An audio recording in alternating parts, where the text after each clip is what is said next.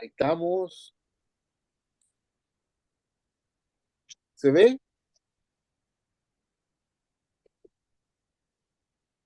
¿Se ve la placa? No, no, solo se ve usted. Ya, ok. Estamos. Estamos.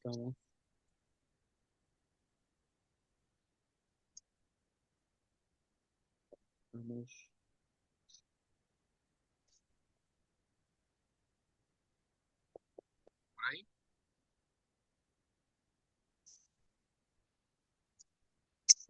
Ahí sí. Ahí sí. Ya. Entonces decía yo que este es el lugar más especial, el lugar que Dios ha creado para su Hijo, como herencia de su Hijo, y es el lugar que la Biblia llama la diestra del Padre, ¿no? Hacíamos alusión a Esteban, como la visión que tuvo Esteban, sus ojos espirituales se abrieron para ver al Hijo de Dios sentado a la diestra del Padre. Ahora, estábamos hablando de cómo todos estos elementos, el velo, el sacrificio, la línea de Aarón, de donde venían los sumos sacerdotes y sacerdotes, todo esto representaba y era figura y símbolo de lo que había de venir. Esta no era la realidad espiritual, el tabernáculo, el lugar santo, santísimo y los utensilios, no era la realidad espiritual, sino que esto era lo que Moisés había visto en el monte, y él simplemente eso que vio en el monte, que vio el templo de Dios en el monte, eh, lo tipificó en un tabernáculo, lo hizo un tabernáculo y allí agregó elementos que representaban, elementos simbólicos que representaban o iban a representar esta figura y sombra al Señor Jesús. O sea, en Jesús todo el tabernáculo se cumplió, el templo de Salomón, el templo de Ageo y el tercer templo que los judíos esperan construir ahora, porque no han entendido que el templo, el verdadero templo es Jesús, no es el lugar material, no son los elementos materiales, no es la estética de los templos lo que está sobresaliendo, sino que el templo simplemente tipificaba, nada menos y nada más, tipificaba a el Señor que vendría, el atrio, lo hemos dicho ya, ¿cierto? El lugar santísimo, todo esto estaba tipificando lo que había, la realidad de lo que había de venir. Por lo tanto, el sacerdocio, ahora el sacerdocio es eterno, ya no es el sacerdocio mortal, como lo dice el libro de Hebreo, en el capítulo 2 hablando del sacerdocio, Jesús es mayor que el sumo sacerdocio de Aarón, porque ya ahora el sacerdote es eterno, ¿ya? No es humano, no muere, sino que ahora es vitalicio. Este sumo sacerdote no viene de la línea de Aarón, viene de la tribu de Judá, no es de la tribu de Leví, sino de la tribu de Judá, ¿no? Entonces es un cambio total, absoluto de sacerdocio, ya no de Leví, sino de Judá. Por lo tanto, es un cambio total. Así que el sacerdocio ahora es un sacerdocio celestial. Jesucristo no es sacerdote constituido por la ley. Ya los sacerdotes constituidos por la ley de Moisés ya se terminaron, sino el sacerdocio eterno que pertenece al cielo. En este caso, pertenece nada menos al lugar especial que Dios creó. Ahora, el sacrificio del Señor Jesús en la cruz es el sacrificio perfecto. Recuérdense que antes el sacrificio era de animales, de la sangre de los animales, o sea, era un sacrificio imperfecto y además un sacrificio muerto. Ahora, el sacrificio, y lo dice Hebreos capítulo 10, verso 19 y siguiente, dice que el sacrificio es nuevo, vivo, detrás del velo. O sea, este es el sacrificio vivo, perfecto, que el Señor Jesucristo ha vivido y experimentado en la cruz. Ahora, partiendo su carne, entró en el cielo, que es el templo eterno, ¿no? Tuvo que morir y resucitar. Ahora, hoy podemos recibir el Espíritu Santo y contemplar su gloria gracias a que el Señor Jesús ha ascendido. Por lo tanto, cuando el velo se rasgó, el cielo y el mundo de los hombres se hicieron uno. ¿Se recuerdan cuando Pablo escribe capítulo 2 de Efesios y dice que habían dos pueblos, el judío y el gentil, y Dios derrabó la muralla intermedia y ahora solo hay un pueblo, ya no hay dos, no hay judíos ni gentiles, sino simplemente está el pueblo que reconoce en Jesucristo al Hijo de Dios, simplemente así. Entonces, el sacerdocio cambió, ya es un sacerdocio eterno, de la línea de cuánto se llama, de esta eternidad, pues el sacerdocio ya no depende de la ley, sino que es el sacerdocio eterno del Señor Jesucristo, quien ha resucitado eternamente. Por lo tanto, la morada, como dice 1 Corintios 3:16, nos enseña que como el templo en el cual Dios mora, el templo se refiere al lugar santísimo donde solo Dios puede entrar. Ahora, esta protección espiritual, los demonios no pueden entrar en el espíritu del hombre. El espíritu es la morada en donde permanece solo Dios y solo el Espíritu Santo permanece ahí. Por lo tanto, en nuestro espíritu ya no pueden entrar los espíritus inmundos, pero puede entrar en el cuerpo, ¿no? Ya no en el espíritu, porque el espíritu está sellado por el Espíritu Santo, pero en el cuerpo pueden entrar, ¿no? Y por eso que somos exhortados a velar permanentemente en la oración y en la palabra. Ahora, del símbolo a la realidad. Antes de levantar el templo en Jerusalén, estaba en el desierto. Moisés recibió revelación y levantó el tabernáculo según esta revelación divina, la que tuvo estando, ¿cierto? Fue llevado al monte de Dios y allí Dios le reveló el cielo, el templo del cielo, la Nueva Jerusalén, que después la va a construir el tabernáculo como señal y símbolo de, de ese templo en los cielos. Así que la omnipresencia de Dios, Dios es un Dios sin límite, Dios es omnipresente. No hay lugar donde Dios en su autoridad, en su justicia, en su verdad, no esté, no hay espacio donde la presencia de Dios no esté. Por lo tanto, no hay ningún lugar donde no esté Dios. No habita en templo hecho por manos humanas, va más allá del templo humano o de algún templo que se le pueda construir. Fíjese, el profeta Jeremías, en el capítulo 23, 24, nos recuerda que Dios es omnipresente, que no hay ningún lugar donde no esté. Y Hechos 17:24 afirma que no habita en templo hecho por manos humanas porque Él es omnipresente. O sea, no hay ningún templo de ninguna caridad o por lo muy grande que pueda llegar a ser donde Dios puede habitar, porque Dios no habita en lugares construidos por los seres humanos. Por lo tanto, no debemos pensar que Dios puede contenerse en un lugar determinado. Juan capítulo 10, verso 29 nos dice que Dios es más grande que todas las cosas. Guardar a Dios es guardar el nombre de Dios en el templo, es el lugar donde dejó el nombre de Dios. Por lo tanto, ¿cuál era la función del templo, el tabernáculo y el templo de Salomón y el de Ageo? Simplemente guardar el nombre de Dios. Y el nombre de Dios en simbolismo todavía, porque no venía todavía el nombre real de Dios. Era el nombre simbólico, y este nombre era tan simbólico que habían 72 nombres para mencionar este nombre. No solo uno, sino 72 nombres con los que los judíos, ¿cierto?, hablan de todos estos nombres.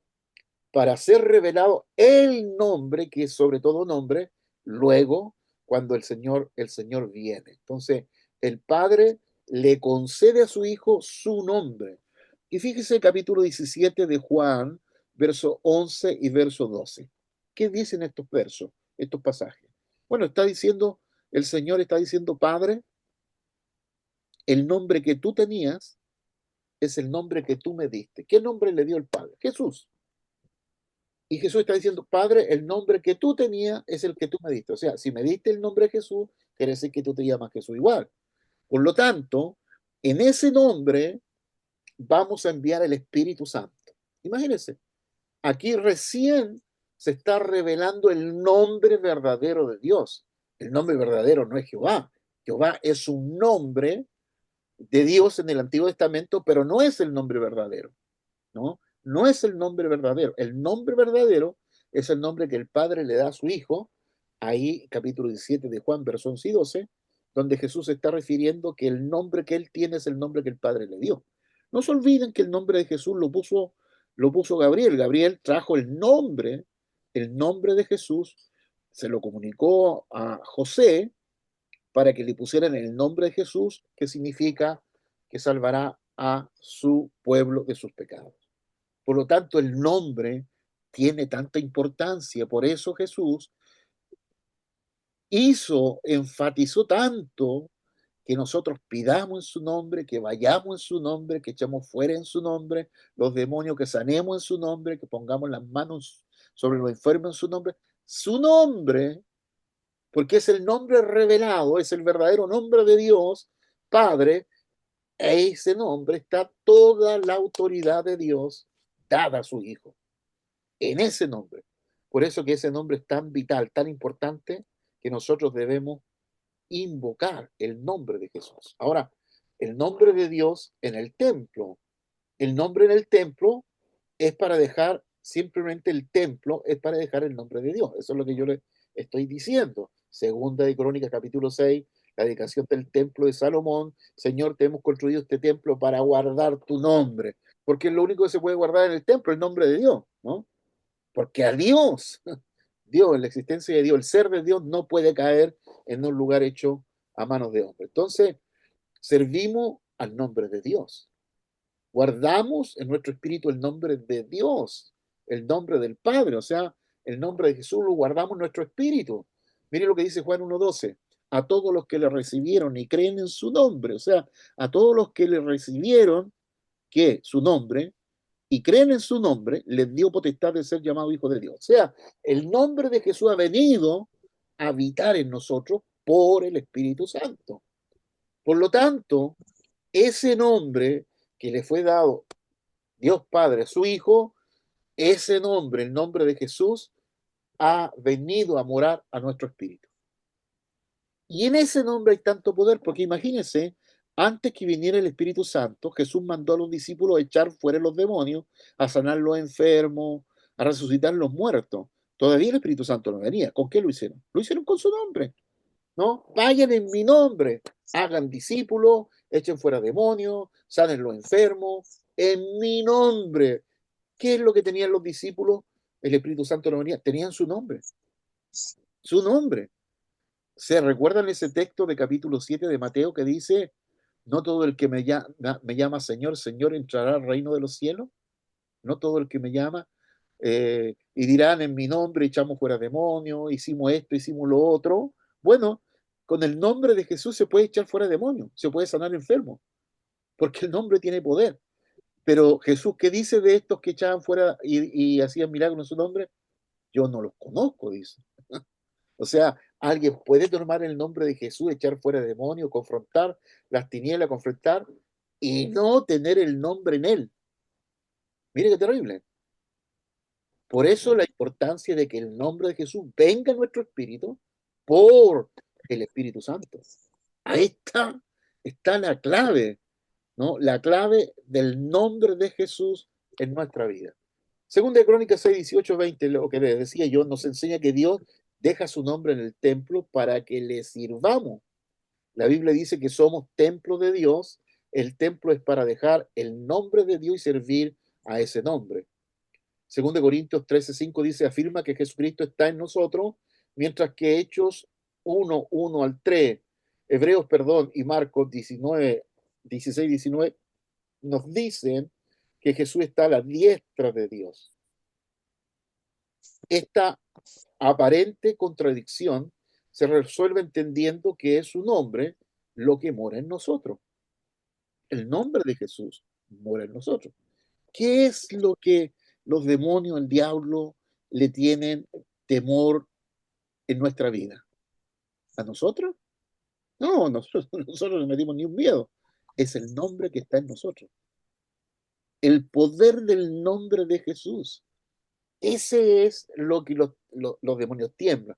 ¿Se recuerdan aquellos hijos de Seba que intentaron echar fuera demonios y que al último los demonios cayeron sobre ellos y los dominaron? Dice, conocemos a Jesús, sabemos quién es Pablo, pero ustedes, ¿quiénes son?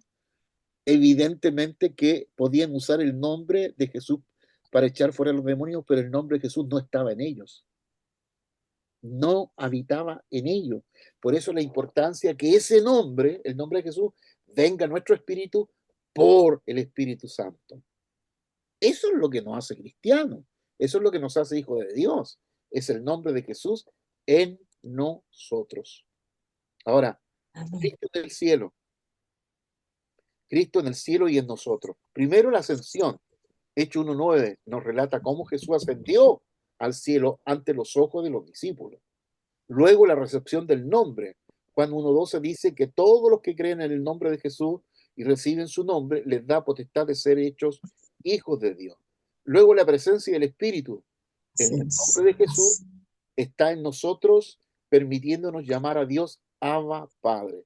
Nadie puede llamar a Jesús Señor si no es por el Espíritu Santo. Nadie llama a Dios Abba Padre si no es por el Espíritu de adopción. Y luego Juan 17, 11 y 12 revela que los cristianos son quienes guardan su espíritu por el nombre de Jesús, que es el nombre del Padre, el nombre que le dio a su Hijo. Pueden revisarlo después, anoten esto para quedar el video y pueden revisar el texto de Juan que indica que Jesús es el nombre del Padre, por lo tanto, el Padre, el Hijo y el Espíritu Santo, los tres tienen el mismo nombre, el nombre de Jesús, que es el nombre revelado, es el nombre dado. Por eso ustedes encontrarán en el libro de los Hechos que después de Mateo 28, cuando dice, vayan, bauticen en el nombre del Padre, Hijo y Espíritu Santo, y luego ves el capítulo 2, capítulo 3, capítulo 4, 5, 6, 7 del libro de los Hechos, y los discípulos están bautizando en el nombre de Jesús. No bauticen en el nombre del Padre, Hijo y Espíritu Santo. Bauticen en el nombre de Jesús. ¿Está malo? ¿Está bien? No, porque los discípulos entendieron que el nombre del Padre, que el nombre del Hijo y que el nombre del Espíritu Santo es Jesús. Por lo tanto, cuando bautizaban en el nombre de Jesús, estaban bautizando en el nombre del Padre, del Hijo y del Espíritu Santo. Simplemente, así de sencillo, de por qué los discípulos bautizaban en el nombre de Jesús. Estaban bautizando en el nombre del Padre, Hijo y Espíritu Santo. Ahora, ¿cuál es el poder del Espíritu Santo? Primero mora en nuestro interior. El Espíritu Santo mora en el espíritu de todos nosotros, quienes tienen el nombre de Jesús, y nos conmueve desde nuestro interior. Fíjese, el Espíritu Santo viene a morar en el nombre de Jesús en todos nosotros. Quien no tiene el nombre de Jesús, el Espíritu Santo no puede morar ahí. Por eso estos echaban fuera demonios, hacían milagros y Jesús les dice, nunca les conocí. Es que nunca tuvieron el Espíritu Santo. Y el nombre de Jesús no estaba en ellos. Lo usaban con la boca, pero no estaba en su espíritu. Y el Espíritu Santo no había venido a sellar el nombre de Jesús en ellos. Segundo, transformación interna.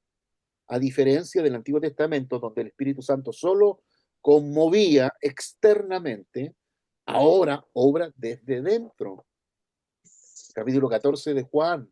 El Espíritu Santo morará en vosotros para siempre, para siempre. Y tercero, su presencia es permanente.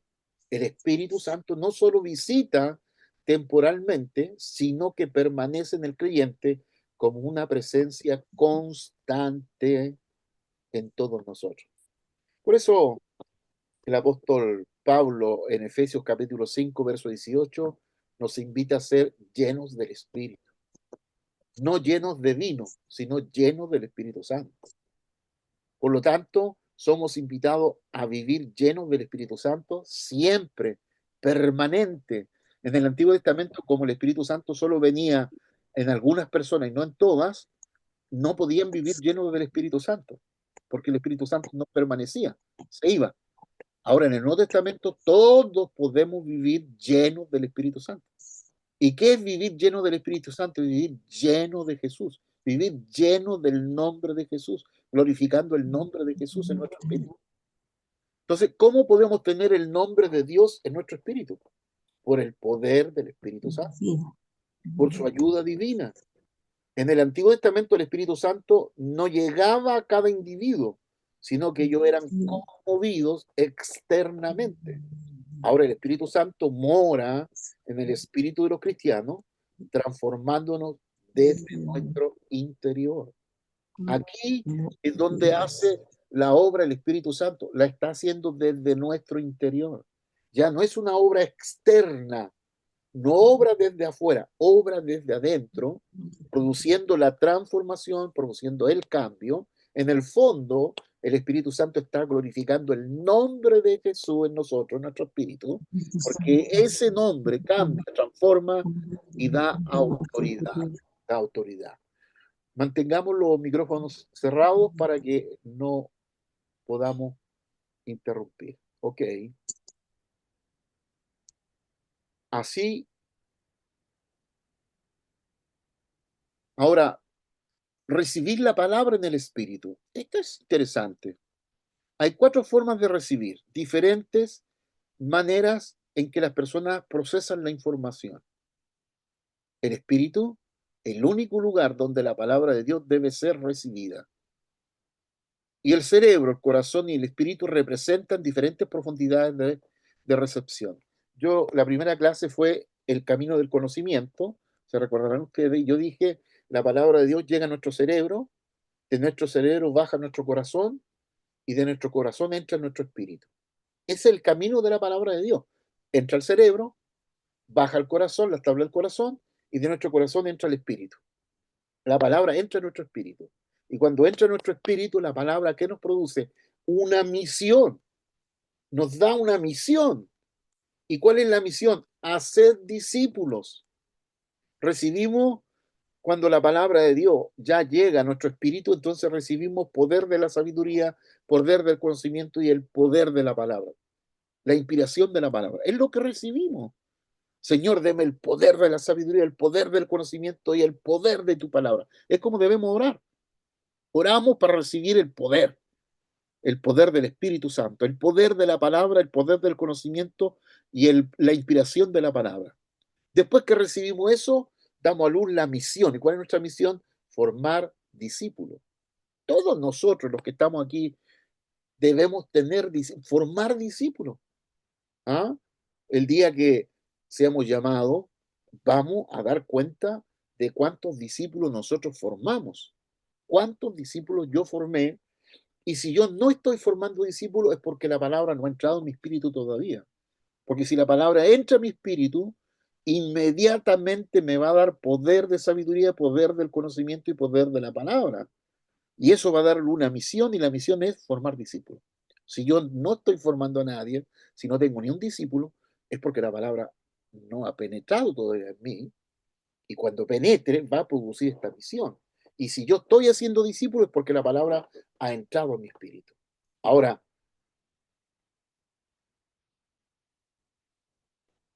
fíjese, del punto de vista, los periodistas graban en sus ojos y escriben objetivamente. Los cronistas graban en sus memorias y escriben lo que han inducido. Los poetas guardan en sus corazones y escriben lo que sale de ellos. Los novelistas guardan en su cerebro. Pero nosotros guardamos la palabra de Dios en nuestro espíritu.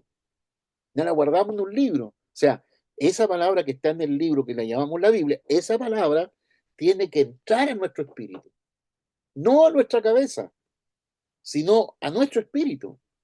Y cuando esa palabra está en nuestro espíritu, entonces esa palabra es revelada por el Espíritu Santo, dándonos el entendimiento de esa palabra. Solo la palabra de Dios entra en el espíritu. Por eso toda la música que cantamos tiene que ser música basada en la Biblia, porque lo único que entra al espíritu es la palabra de Dios. La música no entra a menos que tenga la palabra de Dios cantada. Si la palabra de Dios está cantada, va a entrar en nuestro espíritu, que es palabra de Dios. Pero si es solo música, música que habla de testimonio, de experiencia, de vivencia que la gente tiene. Esa música no edifica el espíritu. Por eso es tan importante que cantamos. Si lo que cantamos realmente contiene palabras de Dios, porque esa es la que va a entrar en nuestro espíritu y va a transformarnos. Si no recibimos con nuestro espíritu, tampoco podremos testificar espiritualmente. Cuando recibimos la palabra de Dios con el espíritu, entendemos bien lo que el Espíritu Santo está diciendo. Por eso el poder del nombre de Dios, ¿no? El poder del nombre de Jesús es terrible, de extraordinario. El nombre de Dios entra en el espíritu de los hombres, que son templo de Dios, por el poder del Espíritu Santo. Nuestro espíritu es el templo donde está el nombre de Dios. ¿Ah? Recuérdese lo que dice 1 Corintios capítulo 6, verso 19, que somos templo del Espíritu Santo. ¿Y para qué era el templo? ¿Se recuerda? El tabernáculo, el templo de Salomón, el de Ageo. ¿Para qué era? Para guardar el nombre de Dios. Y nosotros que somos templo del Espíritu Santo es para guardar ¿qué?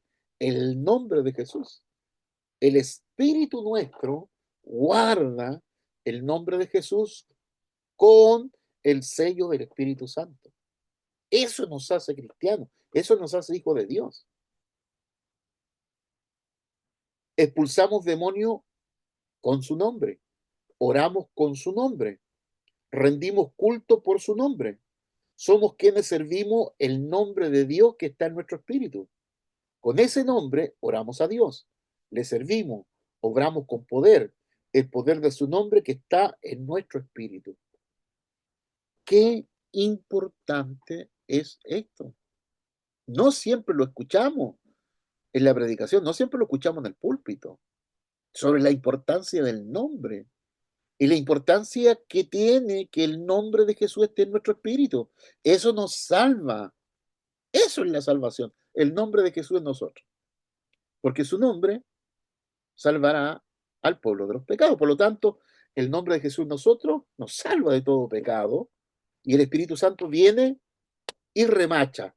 Pablo dice, sella.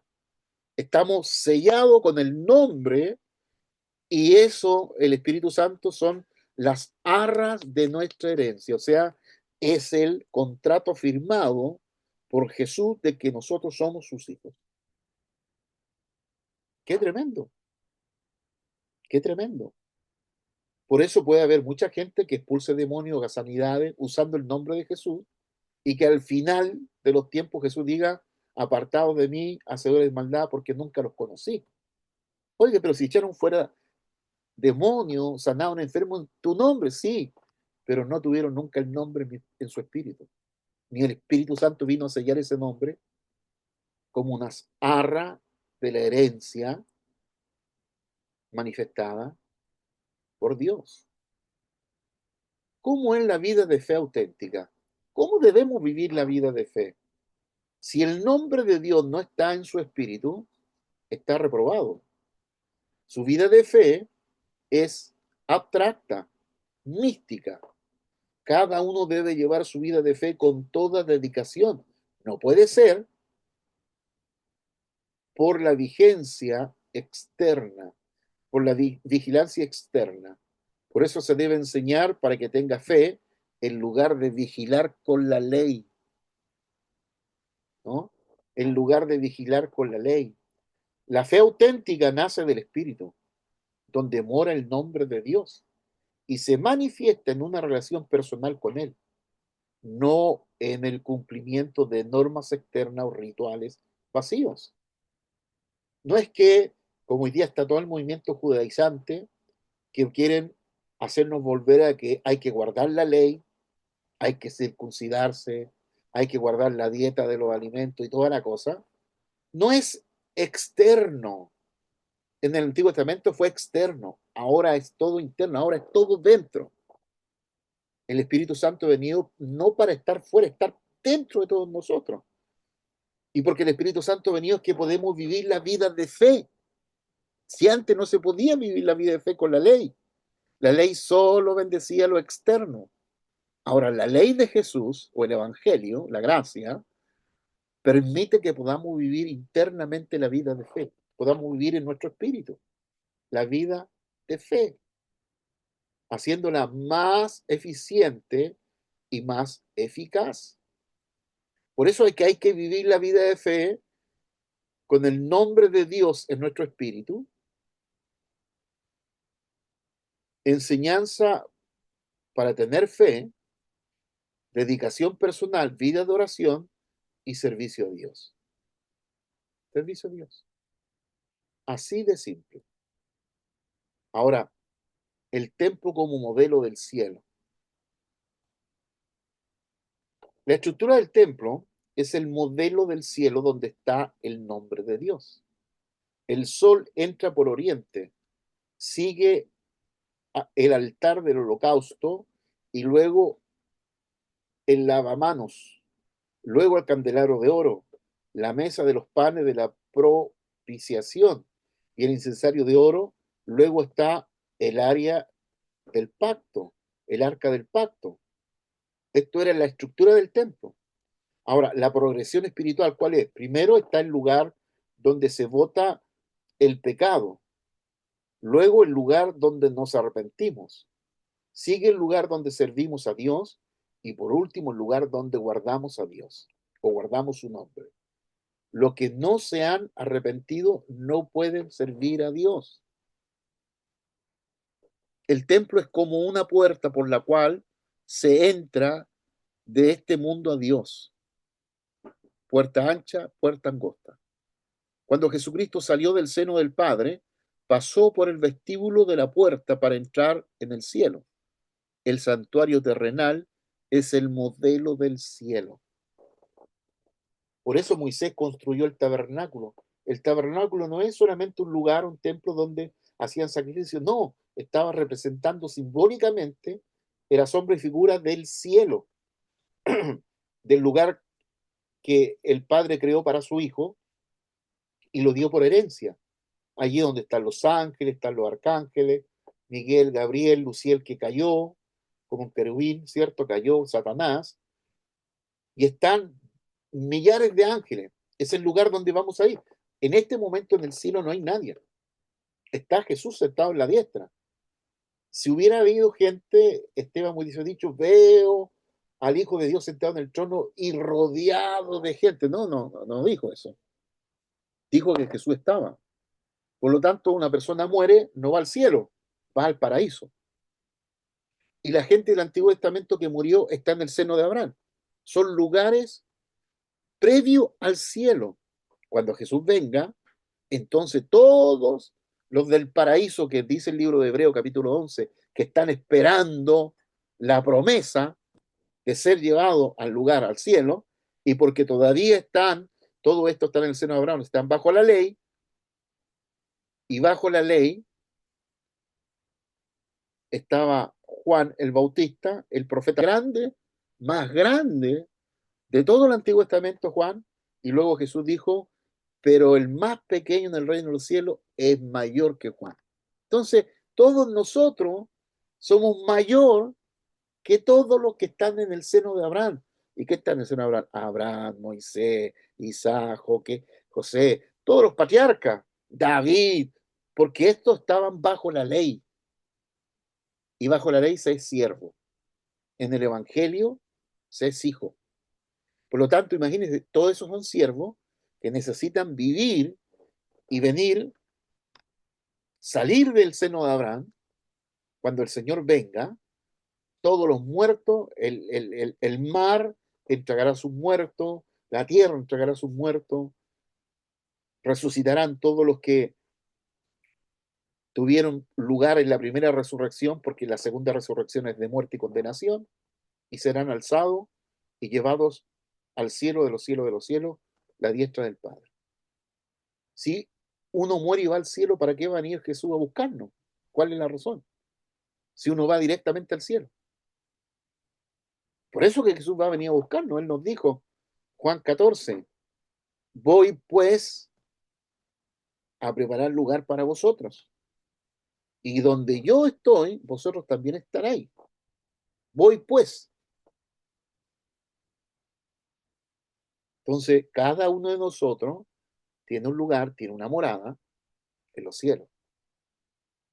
Así que hay que servir con todo el corazón para que esa morada tenga techo, tenga casa, tenga todos los elementos y no nos den 4 palos con un techo, unas latas de cine arriba en el cielo, ¿no? Y ahí tiene que ver todo el servicio que estamos dando al Señor. Cristo en el santuario celestial. Primero, entra con su sangre. Hebreos 9, 11 y 12 nos revela que Jesucristo entró en el cielo, el lugar donde está el trono, con su propia sangre y no con sangre de animales, como ocurría en el tabernáculo o en el templo de Salomón. Jesús entró con su sangre al lugar santísimo en los cielos, al propiciatorio, donde el sumo sacerdote entraba con la sangre de los animales y lo echaba en el cacho del altar, en el propiciatorio. Ahí vertía la sangre. Y yo les decía delante, el velo era tan grueso, 12 centímetros, que no se veía nada en el lugar santísimo. Entonces, ¿cómo le ayuntaba al sumo sacerdote si no veía nada? ¿Sabe cómo lo hacía? Con el pectoral, con las piedras, las 12 piedras, alumbraban. Al juntar esas 12 piedras, producían un rayo de luz donde el sacerdote podía ver y echar la sangre en el propiciatorio de ese lugar. Esa era la única luz que tenía el sumo sacerdote en ese lugar tan oscuro que representaba el universo, la oscuridad del universo. Simplemente. Por eso, nosotros, el nombre de Jesús, donde está la gloria, nos debe hacer brillar donde hay oscuridad. Donde hay oscuridad, nosotros y el nombre de Jesús en nosotros, que es la gloria de Dios, alumbra. Ya no tenemos el pectoral, tenemos la gloria del nombre de Dios. Por lo tanto, el santuario terrenal es símbolo del cielo. Hebreos 9:24 afirma que Cristo no entró en el santuario hecho por manos humanas, que es símbolo del verdadero, sino en el cielo mismo. Por lo tanto, Hebreos 10, 19, 20 explica que partir la carne de Jesucristo es abrir el velo. Entramos en el cielo por el camino abierto a través de su carne. Y 1 Corintios 3, 16, 17 y Juan 17, 11 y 12 nos enseña que somos el templo de Dios, preservados por su nombre mientras estamos en este mundo. Ahora, ¿cuál es el nuevo templo? Nosotros. Por lo tanto, Jesús dijo, destruyen este templo y en 3 días lo levantaré. Jesucristo rompió el templo, partió su carne, murió por nosotros y en 3 días resucitó. O sea, todo lo que tiene que ver con el templo tiene que ver con Jesús. Jesús es el verdadero templo.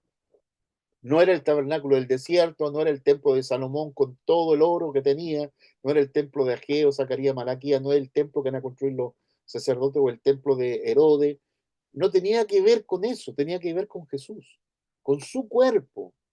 Era el verdadero templo y ese templo iba a ser destruida su carne y resucitado al 3er día. Por lo tanto, la resurrección que vamos a recordar este fin de semana, estaremos recordando vida y pasión del Señor, la resucitación o resucitar para establecer el nuevo templo que son los santos nuestros espíritus. El tabernáculo del desierto era solo una sombra hecha por manos humanas. Nosotros somos verdaderos símbolos del cielo. Los que menosprecian a su propio espíritu es igual a maldecir al cielo. Por lo tanto, nuestro espíritu tenemos que velar por nuestro espíritu, alimentarlo con la palabra, escuchar la palabra, orar la palabra, que el Espíritu Santo ponga esa palabra en nuestro espíritu, porque nuestro espíritu requiere, necesita de la palabra de Dios. Y dar la palabra de Dios a nuestro espíritu es bendecirlo. Debemos bendecir nuestro espíritu. No dar la palabra, no orar, no tener la palabra de Dios, no escucharla, no estudiarla, no leerla, no escudriñarla, es maldecir el espíritu. El que no guarda en su espíritu el nombre de Jesús no tiene esperanza en el cielo. Teniendo el nombre de Jesús, debemos amar nuestro espíritu. ¿Por qué debemos amar nuestro espíritu? Porque ahí está el nombre de Jesús. Cuando amamos nuestro espíritu, estamos amando su nombre, estamos amando al Espíritu Santo, quien nos ha sellado con el Espíritu, nos ha sellado con su Espíritu y ha puesto simplemente las arras de nuestra herencia, de que pertenecemos, que somos de Jesús. Que cuando venga el Señor con sus ángeles, los ángeles sabrán inmediatamente identificar a todos los que tienen el nombre de Jesús y los alzarán, porque los ángeles nos alzarán, ¿no? A todos nosotros, a todos los que tienen el nombre de Jesús en su espíritu, sellado por el Espíritu Santo. Y a los que no, no serán alzados, quedarán. Por lo tanto, el cielo es el lugar donde guarda el nombre de Dios, donde está el trono del Hijo de Dios y es el lugar donde está lleno de la gloria de Dios. Por eso es el lugar más especial para el Padre, es el lugar del trono del Hijo, quien lo ha dado por herencia. Antes de que el Hijo de Dios entrara en el cielo, Dios dejó los ángeles allá. Son servidores celestiales que preparan todo para la llegada del Hijo. Y ahora ya el Hijo está. Como en la parábola de la viña. Dios hizo el reino de los cielos como un viñedo, dejando allí a los labradores, a los ángeles, para que cuiden hasta que llegara su Hijo. El cielo en sí es criatura. Dios dejó los ángeles para que prepararan todo, esperando el momento que el Hijo de Dios entrara en el cielo.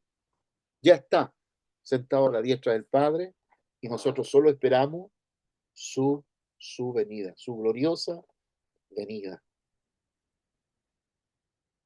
Terminando ya, los ángeles y el Hijo de Dios. ¿Cuál es la naturaleza de los ángeles? Criaturas espirituales, no hijos de Dios. Los ángeles no son hijos de Dios, son criaturas, son siervos. Son inferiores a nosotros en nuestra condición de hijos. Nosotros somos hijos, somos superiores a los ángeles, en ese sentido. Los ángeles, por tener cuerpo espiritual, pueden estar en un lugar y otro, cambiar, y en eso nos superan. Pero cuando nosotros tengamos cuerpo espiritual, estaremos por sobre los ángeles. De hecho, la Biblia dice que juzgaremos a los ángeles que cayeron con Satanás. ¿Y cuál es el propósito de ello? Servir al Hijo de Dios cuando entre en el cielo. Por lo tanto, hoy día el Señor Jesús está siendo servido por los ángeles. La manifestación simplemente como llama de fuego y viento. Los ángeles son llama de fuego, ministros, llama de fuego y viento, ¿no? Ejemplos bíblicos, el ángel en la zarza ardiente, el ángel que llamó a Moisés de la zarza, que fue el ángel de Jehová, no fue Dios, fue el ángel de Jehová. Luego lo dice capítulo 7 del libro de los Hechos, versos 35 y 30, 35 y delante, a 60, donde Esteban revela que Moisés no habló con Dios cara a cara, sino que habló con el ángel. Ahora, la relación con el Espíritu Santo acompaña al Espíritu como poderes. Los ángeles acompañan al Espíritu Santo. Muchas veces en el culto, la obra que ocurre ahí no es del Espíritu Santo, es de los ángeles, porque los ángeles vienen con el Espíritu Santo. Mire lo que dice capítulo 1, verso 14 del libro de Hebreo. Los ángeles son espíritus ministradores que están para ayudar a aquellos que hemos heredado la vida eterna. Los ángeles están para ayudarnos, ¿no? Están para ayudarnos, para socorrernos, para librarnos. Los ángeles están. Y Jesús dijo, si yo rogara al Padre, me daría 12 legiones de ángeles. ¿Cuántos ángeles son 12 legiones? 96.000 ángeles. ¿Cuántos ángeles puede tener un creyente? Si el Hijo pudo tener 96.000, ahora, ¿cómo uno puede tener más de un ángel? Bueno, lea capítulo 8 de Apocalipsis, verso 1 al 4. Más oración, más ángeles. Menos oración, menos ángeles. Hebreo 1, 5 al 7 nos enseña que los ángeles no pueden ser hijos de Dios, ni pueden llamar a Dios Padre. El Hijo de Dios se manifestó del seno del Padre. Nosotros, unidos a Cristo como miembro de su cuerpo, recibimos el privilegio de llamar a Dios Abba Padre. Fíjese, los ángeles no pueden, pero nosotros sí. Los ángeles son criaturas creadas para servir al Hijo de Dios. Cuando entren en el cielo, Dios hace a sus ángeles llamas de fuego y viento, como vemos en Hechos 7:35 al 60 y Hechos 2:1 al 4. El Espíritu Santo y los ángeles. En Pentecostés, cuando vino el Espíritu Santo, hubo un estruendo como un viento recio que soplaba y se le aparecieron lenguas repartidas como de fuego. Bueno, uno podría decir, bueno, el Espíritu Santo, pero no. Fíjese, el Espíritu Santo vino como viento recio. ¿Y qué nos decía recién el texto? Que los ángeles son viento y llama de fuego. O sea, soplaba y les aparecieron lenguas repartidas como de fuego. O sea, vino el Espíritu Santo acompañado por los ángeles. Los ángeles son el viento y son el fuego. Porque capítulo 14, verso 16, 17, o 14, 15 y 16, dice que el Espíritu Santo no se puede ver. Vosotros no le veis ni le conocéis al Espíritu Santo. Por lo tanto, lo que vieron, ese viento recio y esas llamas de fuego, eran los ángeles que venían con el Espíritu Santo. Por eso la Biblia nos dice que Dios hace a sus ángeles viento y los llama y llama de fuego sus servidores. Los poderes son espíritus servidores del Espíritu Santo. Si usted quiere estudiar ángeles y Espíritu Santo en el libro de los Hechos, se va a dar cuenta que trabajan juntos, que vienen juntos, que obran juntos. Por eso, mientras más oramos, más ángeles nos acompañan, más ángeles nos ayudan a pastorear, más ángeles nos ayudan a llevar el ministerio, a hacer la misión. Mientras más oración, más ángeles. Jesús dijo, ¿acaso no creen que puedo pedir en mi oración que el Padre me envíe más de 12 legiones? Con la oración, Dios envía ángel y poder. Por eso que se nos pide tanto que oremos, que vigilemos en oración.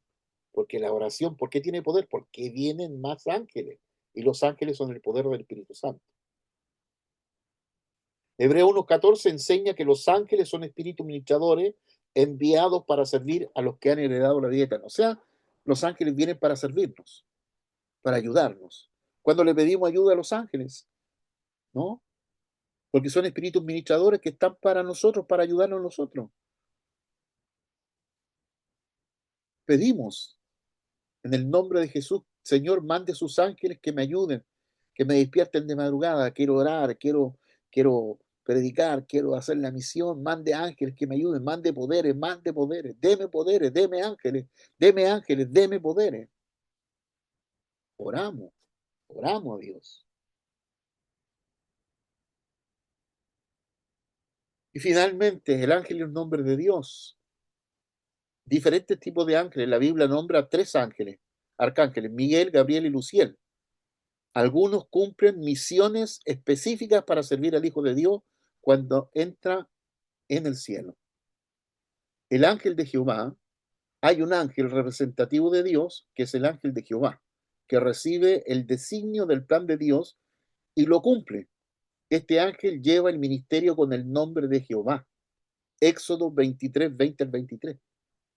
Éxodo 3, 14 y 15 nos dice que el nombre de Jehová es el nombre eterno, el nombre recordatorio. No podemos ver a Dios para glorificarnos su nombre. No podemos ver a Dios, pero glorificamos su nombre. Hebreo 1, 3 al 4 revela que el nombre de Jesús es superior al nombre de Jehová.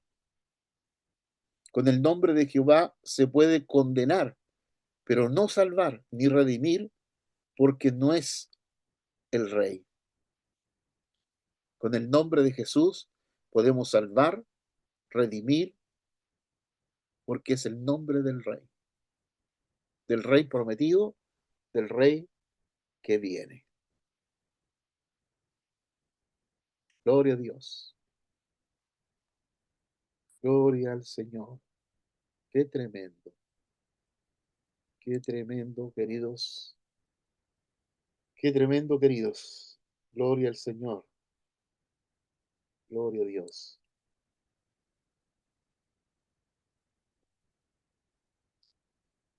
a mí me impresiona totalmente